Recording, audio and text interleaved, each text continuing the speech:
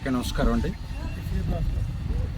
రేపు 24వ తారీఖు ఆదివారం కార్తీక మాసాన్ని పురస్కరించుకొని సత్యమ్మ తల్లి అమ్మవారి ఆశీస్సులతో సుభాష్ గారు గత 2 సంవత్సరాల క్రితం ఇక్కడ వనభోజనాలు స్టార్ట్ చేయడం జరిగిందండి. మరి మొదటి సంవత్సరం 50,000, రెండో సంవత్సరం 1,00,000.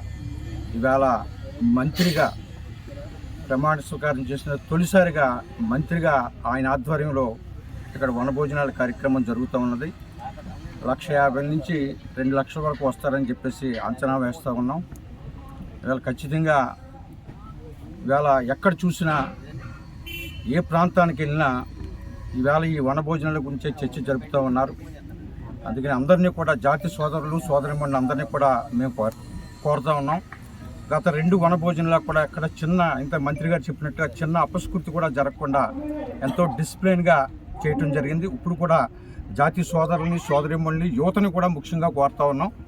ఎందుకంటే ఎక్కడ కూడా అందరూ కూడా సైలెంట్గా ఇతర వర్గాలకి ఇతర సామాజిక వర్గాలకి ఎవరికి కూడా ఇబ్బంది లేకుండా ఇవాళ అందరూ కూడా సైలెన్స్ లేపకుండా మనం ఇది ఒక గొప్ప కార్యక్రమం.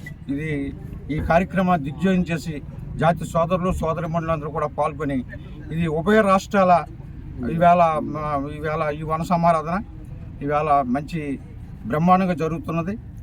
దీని ద్వారా ఒక మంచి మెసేజ్ రాష్ట్ర ప్రజలకు వెళ్ళాలని సుభాష్ గారు కూడా ఒక మంచి పేరు రావాలని మనస్ఫూర్తిగా కోరుకుంటూ సెలవు తీసుకున్నాను.